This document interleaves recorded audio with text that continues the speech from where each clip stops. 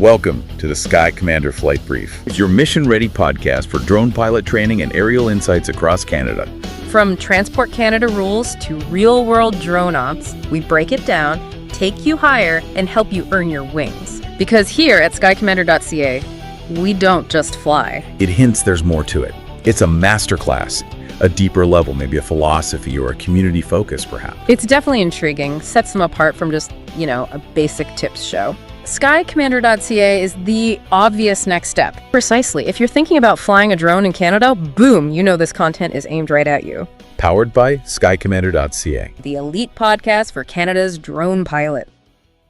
Okay, let's get started. Today, we are doing something a little different. Oh, yeah. We're taking a stack of sources that, on the surface, they look like the absolute cure for insomnia. Okay. I'm talking about client consultation guides, these hardware specification lists, dense regulatory protocols from the FAA and Transport Canada, and some just incredibly dry operational manuals. It sounds dry. I get it. If you saw this pile of paper on a desk, you would, walk right past it. You would, absolutely. But here is the thing. When you actually start to peel back the layers of jargon and you look past the technical diagrams, there's a high-stakes detective story hidden inside. A detective story? I'm intrigued. We're talking about stockpile volumetrics. That is a mouthful. It is, I know. But essentially it boils down to how we use drones to measure piles of dirt. But this is the hook. It's not just about flying a drone over a pile of dirt and snapping a pretty picture. Yeah. It's about measuring money. Exactly. That is the core shift in mindset we need to make right away. When you are on a mine site or a massive construction site, that pile of gravel or, gold ore or coal or sulfur, that isn't just landscape. Right. It's not just an obstacle. It isn't just stuff in the way. That is inventory. It is an asset. It is a line item on a balance sheet. And we're not talking about, pocket change here. This isn't a rounding error. No, not at all. Mines move millions of dollars in material. A single stockpile of high-grade ore could be worth tens of millions of dollars. Tens of millions, wow. So if you are the person responsible for measuring that and you have, let's say, a 5% error. Which doesn't sound like a lot. It doesn't, but that isn't just a statistical blip. It isn't a whoops. That is a massive financial discrepancy. You're talking about hundreds of thousands of dollars. Or millions. It's hundreds of thousands of dollars just vanishing into thin air, or worse, appearing out of nowhere. That is a stop the meeting and call the auditors kind of problem. It absolutely is. So the mission for this deep dive is pretty specific. We want to take you, the listener, who might be a drone operator, someone who is good at flying, good at taking photos, and help you transform into a data consultant. I like that distinction from drone operator to data consultant. What is the fundamental difference there in your mind? Well, an operator is worried about the flight. They're worried about battery levels, keeping the drone in the air, not hitting a tree or a power line. The physical act of flying. The physical act. A data consultant is worried about the result. They are worried about whether the number they produce can stand up in court. Can it stand up in a boardroom? Can it stand up against a very, very skeptical surveyor who has been doing this with a total station on the ground for 30 years? And you can bet that surveyors looking for any reason to say the drone is wrong. Oh, absolutely. They're protecting their craft. And frankly, they're right to be skeptical. This is where, the art meets the audit. It's about precision, not just piloting. You have to understand the science of what you are capturing. Okay, so let's start with the basics before we get into the really complex stuff. We keep saying stockpile volumetrics. What exactly are we doing when we perform this task? I know it's measuring a pile, but how does it work? At its simplest level, stockpile volumetrics is just measuring material quantity.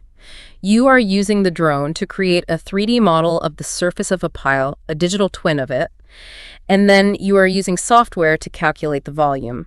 Yeah. And usually this is done as a cut and fill calculation against a base surface. Cut and fill. That sounds like construction slang. Can you break that down for us? Sure. Think of it like this. Imagine you have a pile of sand on a kitchen table. The fill is the sand itself. That's the material you want to measure. Got it. The base surface is the table.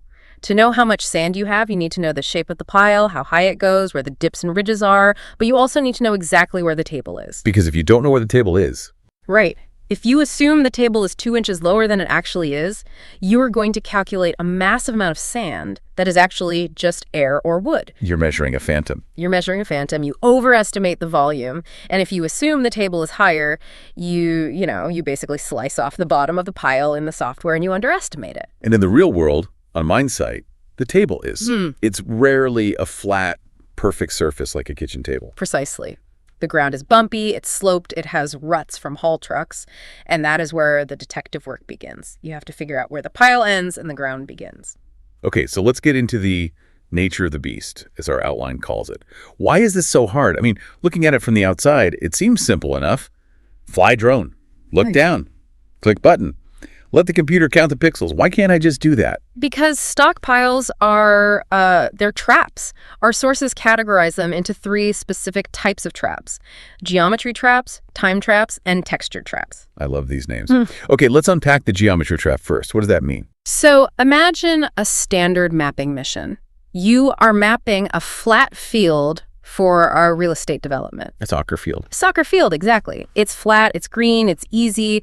You fly looking straight down, what we call nadir, and the software stitches the photos together perfectly because, the perspective doesn't change much. Easy peasy. The world looks like a map already from that angle. It does. Now look at a stockpile.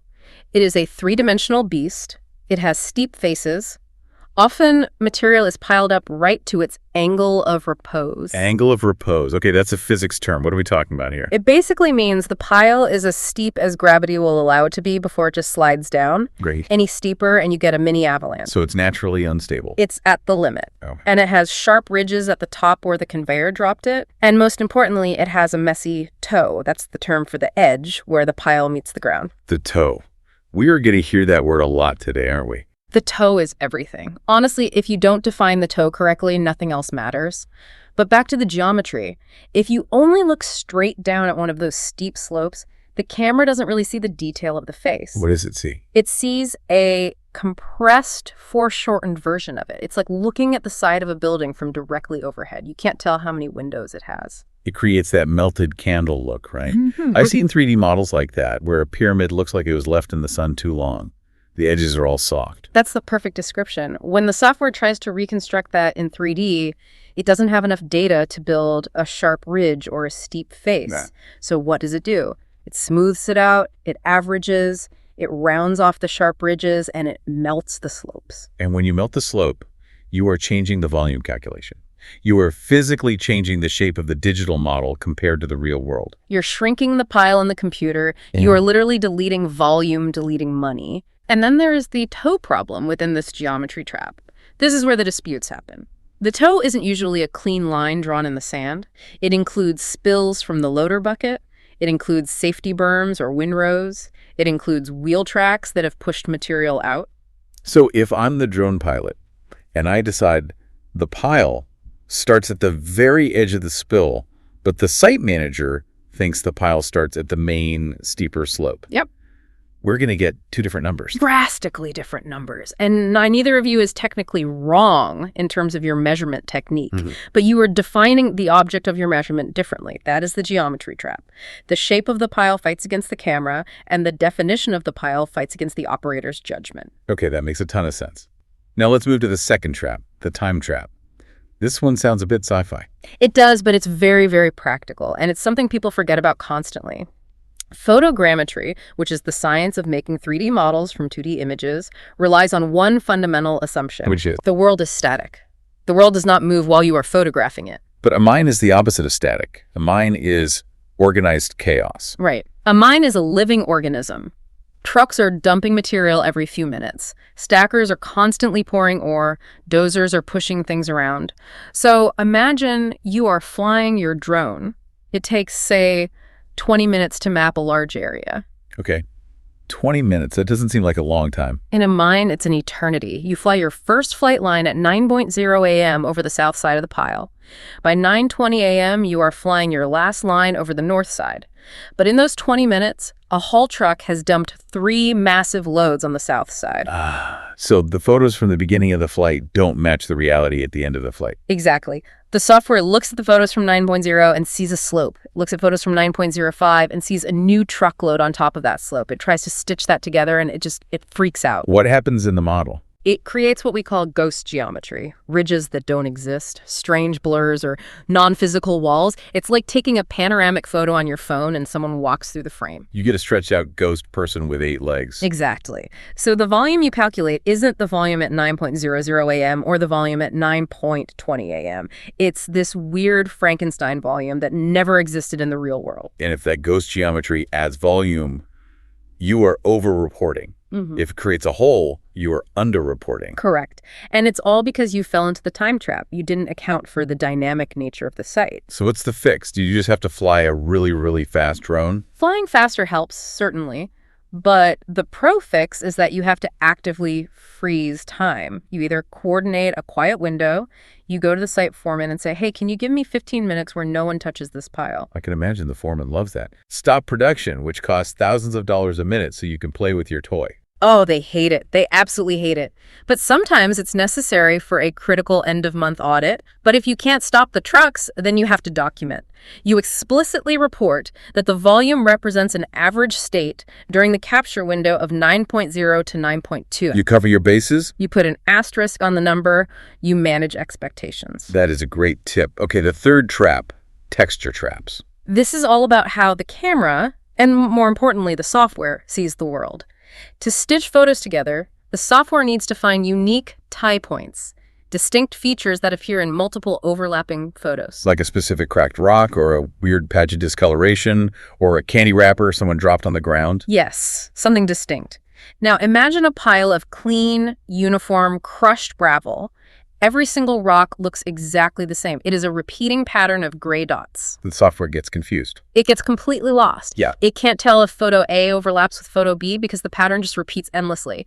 It's like trying to do a jigsaw puzzle where every piece is the same shape and the exact same shade of blue. It has no reference. Or what about something like coal? I imagine coal is tough because it's so dark. Coal is a nightmare. It is one of the hardest materials to map with photogrammetry. Black coal absorbs light. It acts like a black hole for the camera sensor. If you overexpose the image to try and see detail in the coal, the ground around it turns completely white and gets blown out. And if you expose for the ground, The coal becomes a black void, a featureless blob. No detail means no tie points. No tie points means no model. so what about wet material? I imagine a rainy day messes things up pretty badly. Rain is a double whammy. First, it physically changes the shape of the pile. It can cause slumping or sloughing, so the pile actually moves, which is a bit of a time trap issue as well. Right. But second, and this is a texture problem, wet rocks are shiny. They create specular highlights, which is just the fancy word for glare. And glare is bad for the software. Glare is terrible. Think about it. If you look at a shiny wet rock, the bright spot of reflected sun moves as you move your head. It's a reflection, not a physical feature on the rock. The drone camera sees that bright spot moving across the surface as the drone flies its grid pattern. The software thinks, oh, that bright spot is an object and it's moving. It tries to triangulate its position, fails, and it either creates holes in the model where it gives up or it creates noise. Thousands of tiny spikes and pits that aren't real. Wow. So it really is a minefield. Geometry, time, and texture. It's amazing we can do this at all with these challenges. It is. But that is why we have the hardware stack. You can't just use a toy drone for this. You need the right tools to overcome these traps. Let's move to section 2 then, the hardware stack. The outline distinguishes between operational grade and survey grade. I feel like survey grade is a buzzword that gets thrown around a lot in marketing materials. It is the single most abused term in the entire industry. Everyone claims their drone is survey grade. Buy this $500 drone, it's survey grade. No, it is not. So what is the real meaningful distinction? The sources are very clear on this. Operational grade is for trends and speed. It's about relative change. It answers the question, is the pile bigger than it was last week? Okay. So it's for relative accuracy, not absolute. Right. If your measurement is wrong by 2%, but it's consistently wrong by 2% every time you fly, you can still see the trend. You can see the delta, the change. It's good enough for internal planning. But survey grade is different. Survey grade is about traceable absolute accuracy. It answers the question, exactly how many cubic meters are here right now, and can we prove it to an external auditor? It's about a legally defensible number. So what gear do we actually need? Let's talk tiers. What's the entry level for doing this professionally? The sources break it down into 3 tiers. Tier 1 is your starter or operational kit. And right now, the DJI Mavic 3 Enterprise is really the king of this category. Why that one specifically? Why not a standard Mavic 3 or a different brand? A few reasons. It's very portable, which is great, but crucially, it has a mechanical shutter. We need to start here. Why does the mechanical shutter matter so much? It sounds like a really nerdy camera detail. It is a nerdy camera detail, but it's a detail that saves your data from being corrupted. Remember we talked about mapping a moving world? Well, the drone is moving too, and quite fast. Right. Most consumer drones, and even some high-end video drones, use what's called an electronic rolling shutter. How does that work? It reads the data off the camera sensor line by line from the top to the bottom. It takes a fraction of a second to do that. It's very fast, but it's not instantaneous. And the drone is moving in that fraction of a second. Exactly. If the drone is flying forward at 30 miles per hour, by the time the camera reads the bottom of the sensor, the drone has physically moved a few feet. So the bottom of the photo was taken from a different location than the top of the photo. So the image is distorted. It's stretched or skewed. Yes. We call it the jello effect in video, but in mapping, it subtly warps the geometry of every single photo. You can't see it with the naked eye, but the math sees it. It introduces systemic error across the entire model. And subtle warping in every photo adds up to big volume errors in the final calculation. It does. A mechanical shutter, on the other hand, is like a physical blind that snaps open and closed. It captures the entire image all at once in an instant. It freezes the frame.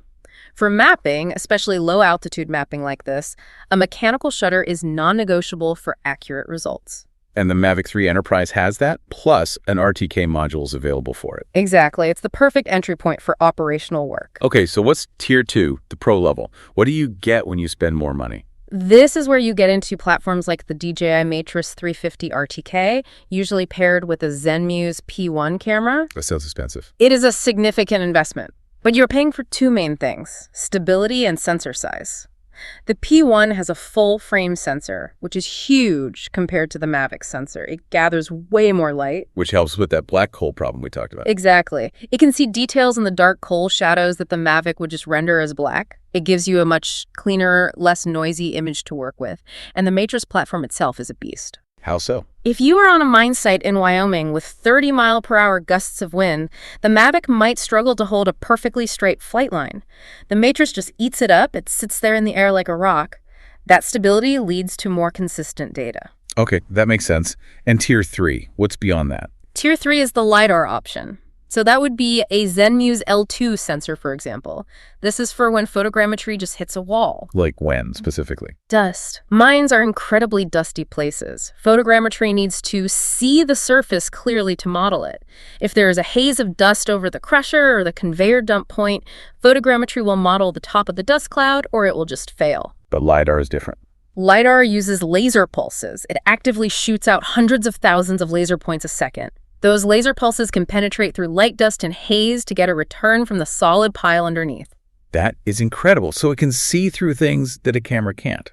To an extent, yes. It can also model very complex structures better, like the thin steel beams of a conveyor belt that might just disappear or get blurred out in a photo-based model. But, and the sources are interesting on this, photogrammetry is often better for clean, simple stockpiles. Really? I would have assumed lasers are always better. More advanced, Well, right? Not always. A high-resolution camera like the P1 gives you an incredible density of points, especially on sharp edges and ridges if the conditions are perfect. LiDAR points can be a bit more spread out, so you might get a slightly more rounded edge. For a clean, sharp pile of gravel on a sunny, calm day, a P1 camera might actually beat the LiDAR in edge definition. But for a messy, dusty, complex site. LiDAR wins every time. It's about using the right tool for the job. Okay, we absolutely have to talk about the RTK versus checkpoints debate. This seems to be the hill that every expert in these sources is willing to die on. This is the most important concept for anyone listening who wants to move from being an amateur to a professional. If you get this wrong, you're frankly just guessing. So the question is, if I have RTK real-time kinematic GPS on my drone, isn't that enough? My drone knows where it is in the sky to within a centimeter. Why do I need to go through the hassle of putting targets on the ground? And the answer from every reputable source is a resounding no. Why? I mean, RTK is supposed to be centimeter level accurate, right? It is, but here is the analogy the sources use, and it's brilliant. RTK is aiming, checkpoints are scoring. Okay, break that down for me. RTK, or PPK, which is just a variation done after the flight, improves the drone's knowledge of where it is in the sky. It puts the geotags on the photos in a very precise location. It ensures the model is built nicely and is internally consistent. It's like having a sniper rifle with a perfect high-powered scope. You are aiming really, really well. Okay, so I'm aiming perfectly. I'm confident. But how do you know you actually hit the bullseye? Maybe the wind pushed the bullet a little. Maybe the scope, despite being expensive, is slightly misaligned from the barrel. You need someone to walk down to the target and look at the hole in the paper to verify your shot. That is the checkpoint. So a checkpoint is a point on the ground that you survey independently with, like a separate GPS rover. Yes. You paint a target on the ground or use a checkerboard mat. You measure its exact coordinates with a high-precision GPS rover on the ground, a system totally separate from the drone. But, and this is the most critical part, you do not use that point to build the model. You don't tell the software where that point is during the initial processing. No. That would be cheating. That's called grading your own homework. If you tell the software where the point is, it will warp and stretch the model to force it to fit that point. That's a ground control point, or GCP. GCPs are useful for anchoring the model, but they don't prove its accuracy. So what do you do with a checkpoint then? You let the software build the model using only the drone's RTK data. Then, after the model is built, you ask the software, hey, where do you think this checkerboard is? And the software calculates a coordinate for it based on the model. The software says, I think it's at elevation 100.05 meters. Then you look at your independent ground survey data and say, actually, it's at 100.00 meters. So you have a 5-centimeter error in the vertical. Exactly. That is your residual. That is your proof. That is your accuracy report. If you don't have checkpoints, you are essentially just saying, trust me, I used a good drone, so the map must be right. And the ASPRS standards, the American Society for Photogrammetry and Remote Sensing, they require this for any formal accuracy reporting. They demand independent verification. If you want to call something survey grade or defensible, you absolutely must have checkpoints. The mantra is, RTK helps you build the model, checkpoints prove how good it is. That is crystal clear. Aiming versus scoring. I love that. It completely changes the conversation you can have with a client. You aren't just selling a flight. You are selling verification. You're selling confidence. You're selling proof. Okay, moving on to Section 3. The art of capture. We have the right drone. We understand the traps. Now, how do we actually fly? You mentioned earlier that the standard lawnmower pattern isn't enough. Right. The single grid, looking straight down, nadir flight. It works for flat pads. But on a stockpile, remember the geometry trap? We need to see the faces of the pile to avoid that melted look. So what are the advanced patterns we should be using? First, at a minimum, there is the crosshatch, or double grid.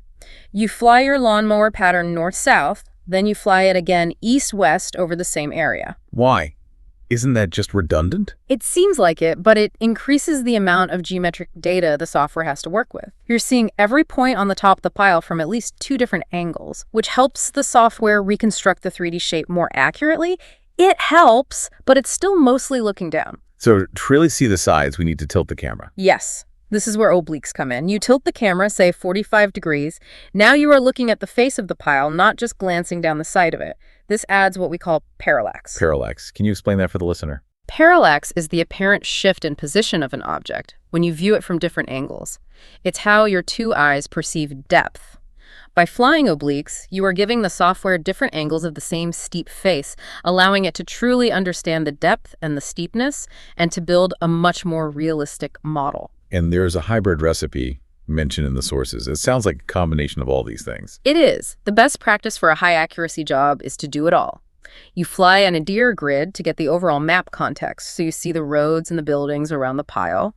Then you fly a crosshatch to get good geometry density on the top. And then you fly an oblique ring. You orbit the pile with the camera pointed inward to capture the toe and the faces perfectly. And the sources even mention a toe emphasis pass. Yes, this is for when the toe definition is absolutely critical. This is a dedicated low-altitude pass just to define that boundary line where the pile meets the ground. Because remember, if the toe is wrong, the volume is wrong. You might fly this manually or set up a specific waypoint mission just 80 feet off the ground, circling the base of the pile. One thing that really stood out in the sources was the conveyor problem. Managing occlusions. That sounds tricky. This is a nightmare for purely automated flights. You have a massive steel structure, a stacker, or a conveyor hanging directly over the pile. And as we've established, photogrammetry can't see through steel. No. If you fly over a conveyor, the camera sees the rubber belt, not the dirt underneath it. If you just process that data without thinking, the software sees the belt as the surface of the pile.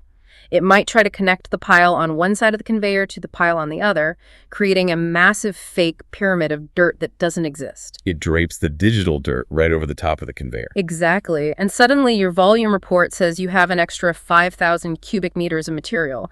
The client will laugh you off the site, or worse, fire you. So how do we fix it? What are the techniques? First, obliques help. You can sometimes look under the structure from the side. You try to see what's beneath the belt from different angles. Second, you have to create exclusion zones in the data processing software. You literally draw a box around the conveyor in the software and say, don't measure this. Precisely. You tell the software to ignore any data points that fall within that zone. And third, and this is the golden rule our sources repeat over and over, never pretend to measure what you can't see. Don't guess. Don't let the software guess. Don't guess. If you can't see a significant area under a structure, you either integrate ground survey points, send someone in there with a GPS pole to take a few shots, or you clearly report it as an estimated occlusion zone in your deliverable. But don't let the software fill in the blank with magic, because it will always be wrong. Okay, so we've planned our mission, we've captured the data with the right techniques, we've managed the occlusions. Now we go back to the office. Section 4. Data processing. This is the secret sauce of volume calculation. It really is. The math itself is simple. Volume equals the pile surface minus the base surface, all calculated inside a defined boundary. It's basically area times height. Simple math, but it sounds like the execution is hard. The source of error here is almost never the camera resolution or the drone's GPS. It is the human definition of the toe and the base. Let's talk about that toe line again. Yeah. Why is this such a dispute generator? Because it's subjective. It's a judgment call. Imagine a pile that has a ramp going up the side for haul trucks. Is that ramp part of the stockpile inventory? I mean, it's made of the same material. I would assume yes, it's part of the pile. Usually, yes. But what if it's heavily compacted and acts as a semi-permanent road? The client might say, we aren't going to process that ramp for 5 years, so don't count it in our active inventory. Or what about the safety berm at the bottom? That's dirt. But you aren't going to process that or sell it, so do you count it? What about the thin layer of spill apron that spreads out 20 feet from the main pile? This is a classic trap. If you include that entire thin spill apron, you are increasing the footprint, the area of the pile massively. And since volume is area times height, increasing the area even with a very thin layer can add a surprising amount of volume. So the fix here isn't a better drone, it's a better conversation. It's communication. You need to establish inclusion rules. Before you ever fly, you sit down with the client, you look at the pile together, and you write it down. We agree to include access ramps. We agree to exclude safety berms. We will define the toe at the primary change in slopes. And you put that in the final report. Always. You footnote it. Volume calculated based on inclusion rules version 1.2 as agreed on January 24th. It protects you. Now the base surface. This part of the sources blew my mind a little bit. We all just sort of assume the ground is flat. That's option A, the flat plane base. And it only works if the pad is poured concrete and perfectly level in a mine. Almost never happens. So what happens if the pile's on a hill and I use a flat plane? If the pile is on a 5-degree slope and you use a flat plane base calculated from the lowest point of the toe, you are cutting a horizontal line through the hill. You are going to calculate millions of cubic meters of dirt that is actually the side of the mountain the pile is sitting on. So a huge overcalculation, a career-ending one. Oh. Huge. Or if you calculate the plane from the highest point of the toe, you chop off the entire bottom of the pile, a huge undercalculation. So what are the other options? You can use a triangulated base. This is where the software connects the dots of your defined toe line. It creates a surface that drapes between all the points of the toe. This works well for irregular ground or ruts. It's like stretching a tailored sheet under the pile instead of using a rigid board. But the gold standard, according to the sources, is the imported base. Yes. This is the best possible way. If you have a survey of the bare ground before the pile was ever put there, a bare earth model, you import that historical surface. Then you subtract that specific surface from your current model of the pile. That gives you the true delta, the true change. It accounts for every bump, every rut, every dip underneath the pile that you can no longer see. It's like weighing the empty jar before you put the jelly beans in. It's the only way to get a true measure of the added material. And for tracking changes over time, month to month, this seems crucial. It is. You want to know the change in material, not the change in how the software guessed the floor looked this month versus last month. One last thing on processing. Cleaning the point cloud. What stays and what goes? You have to remove the obvious noise. Any trucks, people, or equipment that were captured.